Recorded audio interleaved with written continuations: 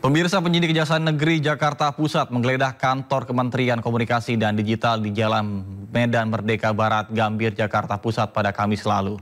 Penggeledahan terkait dengan dugaan korupsi pengadaan pengelolaan Pusat Data Nasional Sementara atau PDNS tahun 2020 hingga 2024 saat masih bernama Kominfo.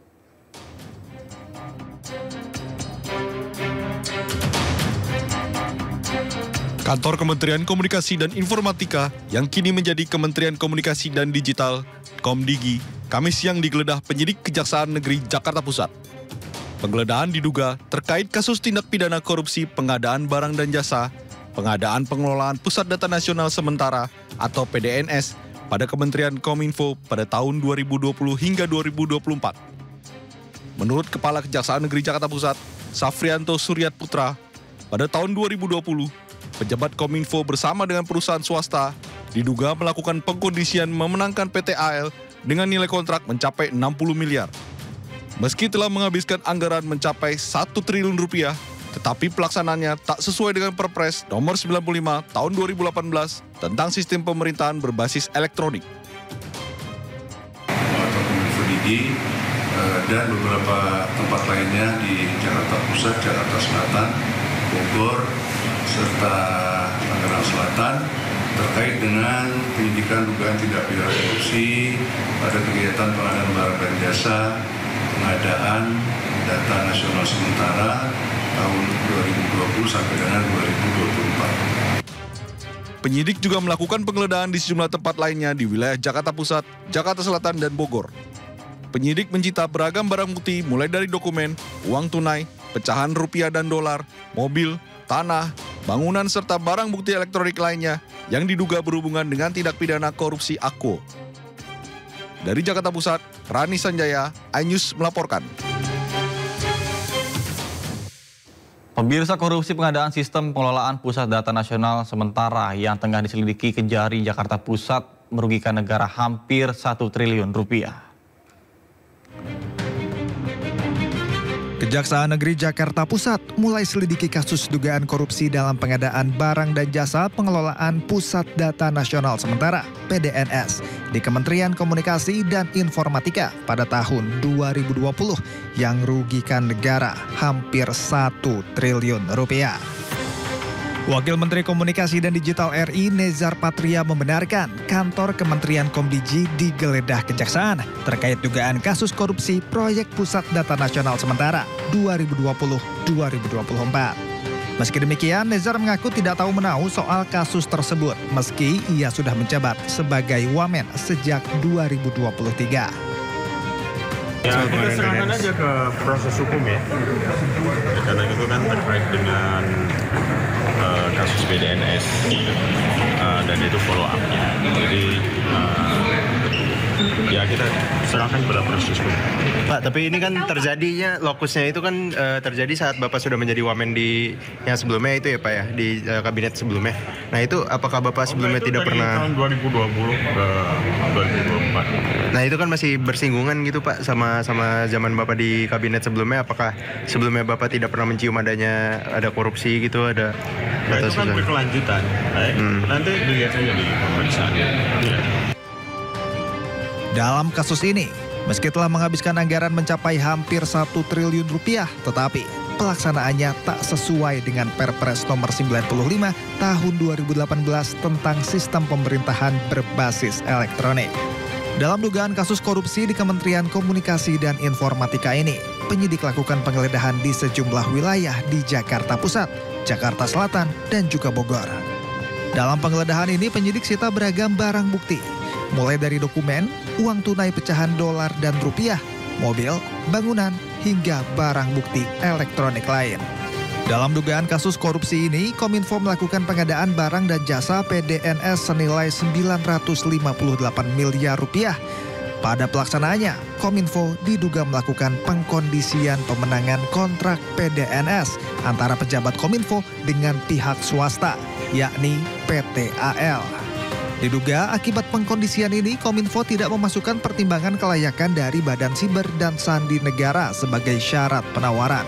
Hal inilah yang diduga menjadi sebab dari serangan ransomware pada 2024 lalu. Serangan ini akibatkan sejumlah layanan tidak layak pakai hingga bocornya data diri penduduk Indonesia.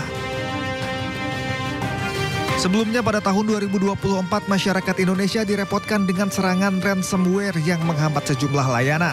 Sedikitnya 210 instansi terdampak dan gangguan paling parah dialami oleh pelayanan imigrasi Kementerian Hukum dan HAM. Sementara itu di Mandailing Natal, Sumatera Utara, proses pengajuan paspor di kantor imigrasi kelas 2 Sibolga terpaksa tertunda akibat gangguan server PDN. Ratusan warga yang sudah melakukan pengurusan paspor terpaksa kembali ke rumah lantaran paspor tak bisa dicetak. Tak hanya itu, gangguan PDN juga berimbas pada pelayanan imigrasi di Bandara Soekarno-Hatta.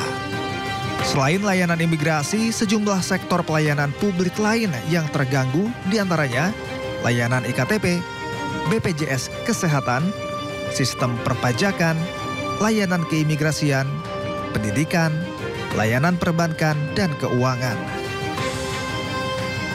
Terkait masalah ini, Menteri Komunikasi dan Informatika atau Menkominfo Budi Aris Setiadi hingga Kepala Badan Siber dan Sandi Negara BSSN Hinsa Siburian menghadap Presiden Joko Widodo di Istana Kepresidenan Jakarta Jumat siang 28 Juni 2024. Sayangnya, pada saat itu keduanya tak langsung menjawab terkait penanganan data yang rusak akibat serangan tersebut. Ya tentu kan, ya seperti yang kemarin lah mungkin yang akan dibahas. Tentunya pasti akan melakukan evaluasi. Pak, bagaimana sih Pak mengembalikan, maksudnya kan ini data-data sudah banyak yang dirusak, terus menanganinya seperti apa nanti Pak? Nah itu nanti tim teknis. Ya. Pak, kemarin pas rapat DPR kan Bapak kan sempat menyebut Bapak belum dapat pelakunya Pak. Ini kenapa sih Pak lama menangkap pelakunya? Ya. Pada Kamis 27 Juni 2024, Menkominfo Budi Aris Setiadi juga memenuhi panggilan Komisi 1 DPR RI. Pemanggilan dilakukan buntut insiden gangguan server Pusat Data Nasional atau PDN. Dalam pertemuan tersebut, Ketua Komisi 1 DPR RI Mutia Hafid mengkritik tidak adanya backup data yang menyebabkan sejumlah layanan publik mengalami gangguan akibat serangan ransomware pada PDN. Hal itu disampaikan Mutia merespon penjelasan Kepala BSSN Hinsa Siburian yang menyebut tidak adanya data cadangan merupakan masalah tata kelola di PDN. Maksudnya Pak, kalau nggak ada backup sih itu bukan tata kelola sih Pak. Siap. Kalau alasannya, ini kan kita nggak hitung Surabaya Batam backup kan, karena cuma 2% kan. Ya berarti itu bukan tata kelola. Itu kebodohan aja sih Pak. Iya. Anggota Komisi 1 DPR RI Sukamta menyebut Kominfo harus segera mencari solusi atas gangguan pada PDN agar tak berimbas lebih luas pada pelayanan publik. Hal tersebut disampaikan Sukamta dalam diskusi polemik Trijaya dengan tema Pusat Data Bocor, Siapa Teledor. Bahwa pasti penanggung jawabnya itu adalah Kominfo karena dia sebagai pengelola data. Dua pihak swasta itu hanya menyediakan brankas, menyediakan hardware-nya. Dalam kesempatan yang sama, Direktur Eksekutif SafeNet Nenden Sekar Arum mengaku tak terkejut dengan adanya gangguan pada PDN. Menurutnya, pemerintah memang kurang serius dalam mengelola data negara. Karena ya ini tuh pasti akan terjadi gitu ya, cepat atau lambat gitu ya, ketika pengelolaannya memang tidak dilakukan secara serius oleh pemerintah. Nenden juga meminta Kominfo, BSSN, dan pihak-pihak terkait untuk segera mencari solusi konkret dan berupaya melakukan pencegahan agar kejadian serupa tak terulang lagi ke depannya. Saat ini kan memang kita harus melihat apa yang bisa kita lakukan selanjutnya ke depan gitu untuk memastikan bahwa ini tidak terjadi gitu, agar publik sekali lagi tidak dirugikan. Gangguan server PDN pada 2024 lalu membuat geger satu Indonesia hingga disebut sebagai bencana nasional.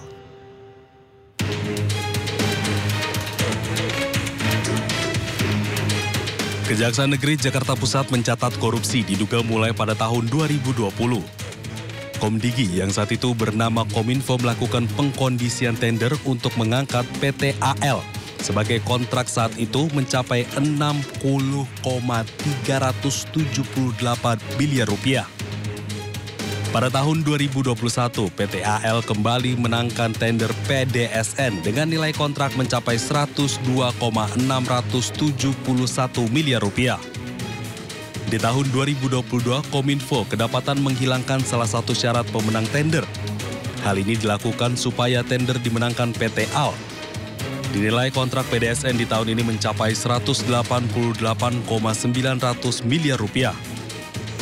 Lagi dan lagi, PT AL menangkan tender PDSN tahun 2023 dan 2024. Pada tahun 2023, nilai kontrak mencapai 350,959 miliar rupiah. Sementara pada tahun 2024, nilai kontraknya mencapai 256,575 miliar rupiah. Sementara total anggaran pengadaan proyek PDSN mencapai 959,485 miliar rupiah. Padahal PT AL tidak mampu memenuhi persyaratan sesuai rekomendasi Badan Cyber dan Sandi Nasional. Akibatnya pada Juni 2024, serangan ransomware terjadi dan beberapa layanan tidak bisa digunakan. Tak hanya itu, serangan ini juga menyebabkan bocornya data diri penduduk Indonesia.